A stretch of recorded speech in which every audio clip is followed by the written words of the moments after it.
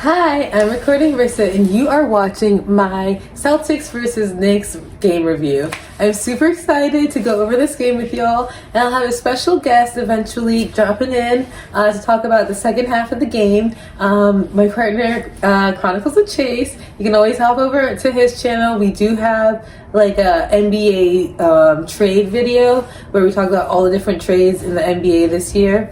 If you want to check that out on his channel.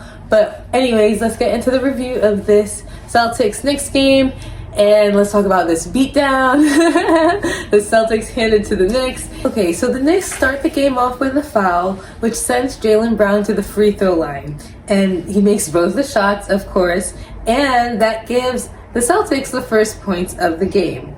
Karl Anthony Towns eventually gets, a chance to make a layup, and he misses. But Jason Tatum makes both his free throws in the first bit of the first quarter. And then, not surprising, because he's 86% from the free throw line. He's definitely, a dude that makes his free throws. So the next thing I wanted to talk about is just how all 5 starters scored in the first 5 minutes for the Celtics. That's pretty impressive. And I just think that, the Knicks wanted Karl Anthony Towns so that he wanted to play a cleaner, nicer basketball game. And I just don't think that the Knicks achieved that this game. They really were struggling just throughout the game to respond to the Celtics. And they had a couple opportunities where they closed the gap, at least in the fourth quarter, and we'll get to that. In the fourth quarter, they closed the gap to like almost an approachable level. But again, the Celtics wanted it more. And today you saw a team from the Celtics that really wanted to play in cohesion. Like I said, all 5 starters scored in the first 5 minutes. So that means everybody wanted hands on the ball. Everybody wanted to get in the game. And also, the Celtics were playing incredible as usual. There were a bunch of half-court passes, or at least a couple of them, which were pretty impressive. And even in the first quarter, Holiday makes a shot right after getting a half-court pass.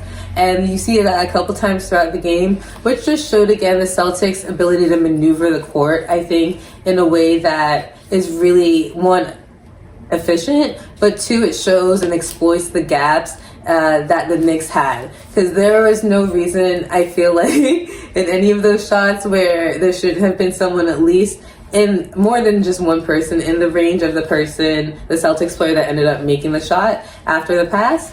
But the Knicks weren't all buns in the first quarter, You have Hart, who's really playing his heart out, and he's trying his best. He had an offensive rebound for the Knicks, but then Holiday comes out and cashes out soon after, so it kind of undoes all his hard work. And then Tatum goes for a 3 and actually misses, which is, I think, pretty rare. And then Hart gets his team an 1, and he makes all the shots. So I'm saying, it's not all bad news for the Knicks, because they did have, Hart playing his best. But again, right after Hart gets his 1, Jason Tatum comes in with his next 3-pointer, and again, just undoes all that hard work. Again, the Knicks were trying, but I just don't think they have enough players on their team that want it as badly as the number of players on the Celtics. All right, so now in the second quarter, we have Shamet with the Knicks, who's able to score back-to-back points trying to close this gap that the Celtics have created from the first quarter.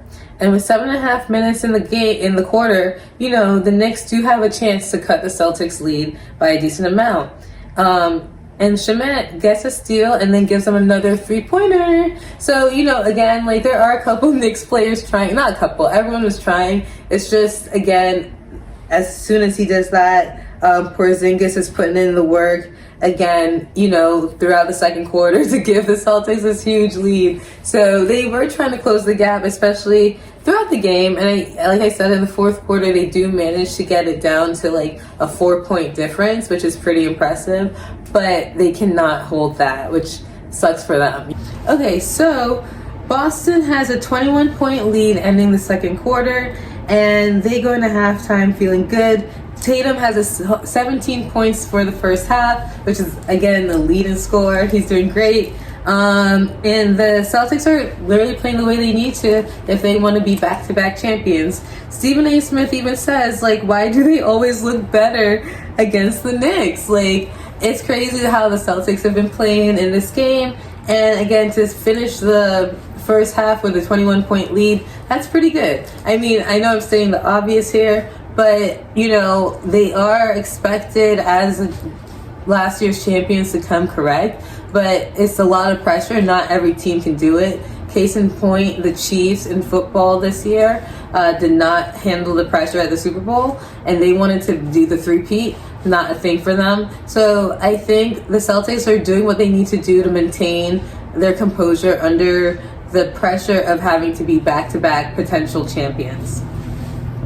Hello, From the Chronicles of Chase. Got my throwback Paul Pierce jersey, my Celtics mug for this delicious win that we had today.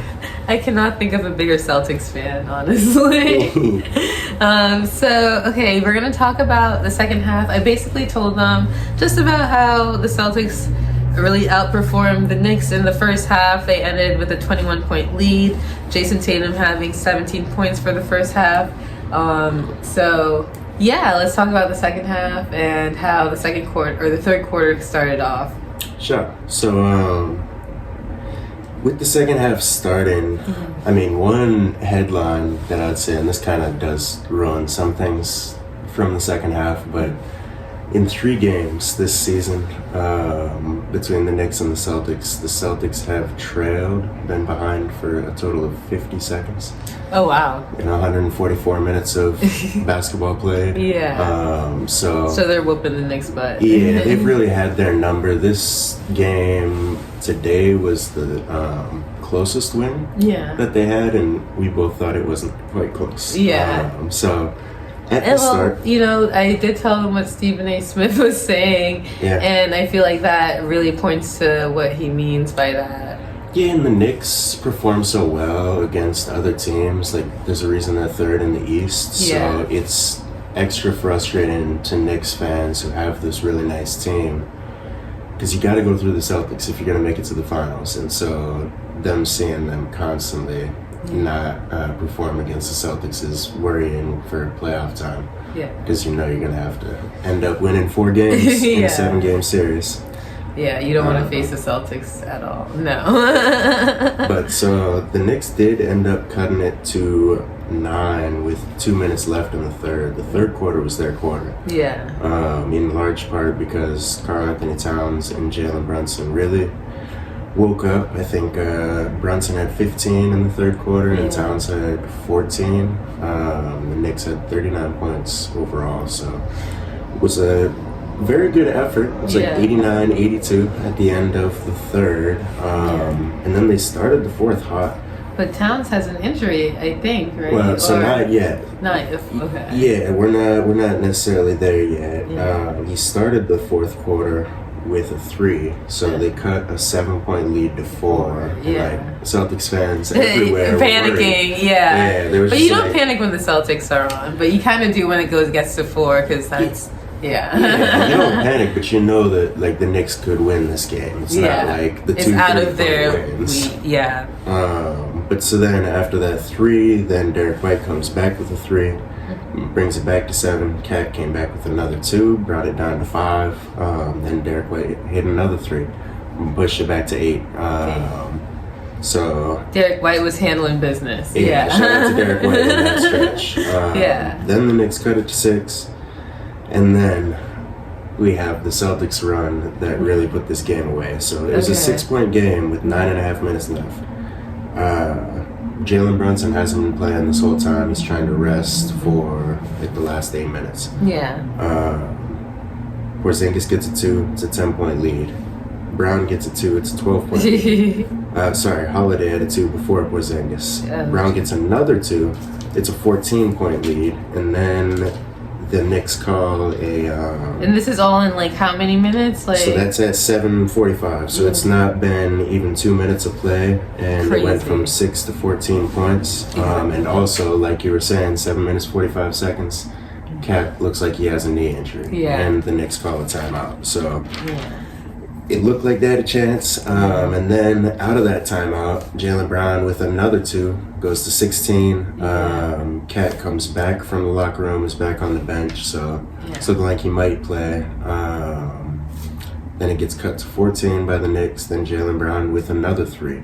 Like that was. And that's Bridges who helps cut it to 14? Yep. Okay. And just going back through this, like that's 550.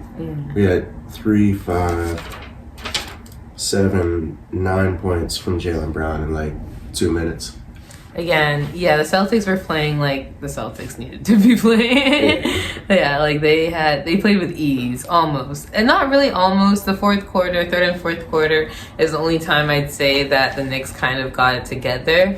And not so much the Celtics were slacking, it's just like the Knicks put in a better effort. And then the third quarter is like, they tried, but it fell off, especially with that potential injury.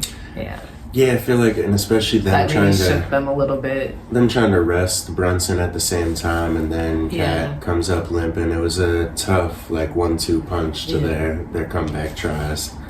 And really, I mean, straight through to the end, it was about a 18 to 20 point lead, pushed to about 21 with 2 minutes left, and then Mikal Bridges made it look a lot closer than it actually was. He had 8 points in the last 2 minutes when it didn't really matter anymore.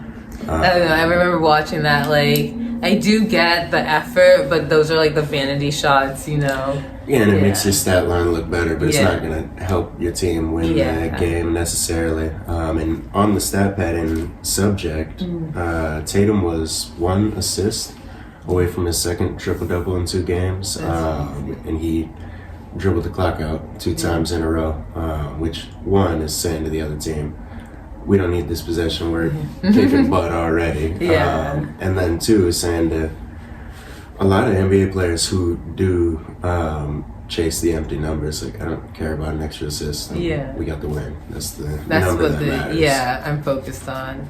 And that's like kind of the leadership you want to see in a team like the Celtics, trying to be back-to-back champions. Earlier in the video, I was talking about how the Chiefs had, I think, cracked under the pressure of trying to get a 3-peat, you know, but seeing the Celtics play today, it seems like they're ready to be back-to-back champions. Yeah, and the most exciting part is just how hard they play up and down the roster. Like, there's not a player that comes in and logs minutes that doesn't give 110% effort. And I feel like Joe Mazzulla and then Jason Tatum and Jaylen Brown are a huge part of that. Mazzulla, like, there was a couple of times in this game where they were killing him the whole time. They had a bad couple of possessions, especially in the third quarter when their defense was just terrible. And he called a couple of timeouts and was screaming in folks' faces. Literally ran up and down the court right next to Jason Tatum. He was like, get your shit together. No, excuse my French. But like, there's no special treatment, and there's a standard of excellence that they're looking for in every possession, not even every game. So like, you can be up 20, but then you start letting it slip. Mazzulla's going to let you know about it. And he expects that, like, consistency, I think, is the biggest thing. It's, like, consistent excellence and, like, consistent effort, you know, not just, like, you know, 10%, 90% as the game gets further and further with your lead. It's like consistently holding that up, and then once it starts to slip, again, regaining that momentum is so important. Exactly. You know? Like, what have you done for me lately? I'm pretty sure Tatum had almost a triple-double when he was getting yelled at, and it's like, sure, you have almost a triple-double, you also blew your defensive coverage and let him score on that last possession. So like, there's all that in the past, but then there's that last play that we got to talk about and shore up kind of thing. It's very refreshing as a Celtics fan compared to the years that they were trying to get over that hump, because they would get frustrated as a team and start like letting the pressure affect it. I feel like Joe Mazzulla and then just the overall maturation of the players on the team has been beautiful to watch.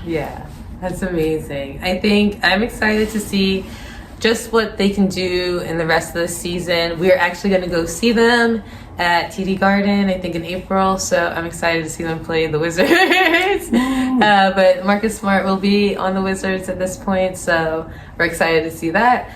But yeah, I'm definitely looking forward to seeing, because I know there was a point in the season where everyone was like, not talking crap, but being a little bit like, these are the Celtics are going to be back-to-back champions.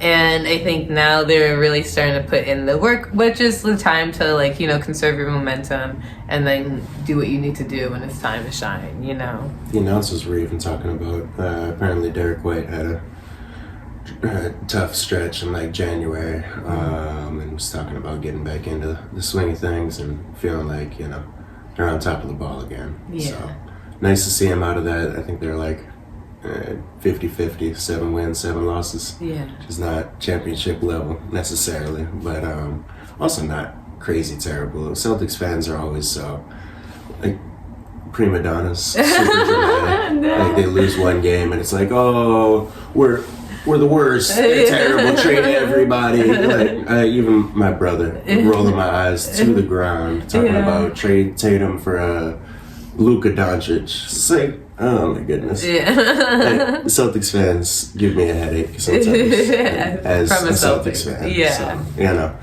it's not all as doom and gloom as they might tell you. They're on a pretty good track to repeating as champions. Yeah. That's excellent. This is a pretty good game. It was a blowout. But it was entertaining, I will say that. And it was a blowout with a little bit of a comeback, you know. That third quarter was their attempt at a comeback. But again, the Celtics just had that momentum and the desire to win, it looks like, you know. Yeah. So that's a big factor in it. But anyways, thank you all so much for watching. Let me know what you think about the game in the comments. If you like this video, please give it a thumbs up.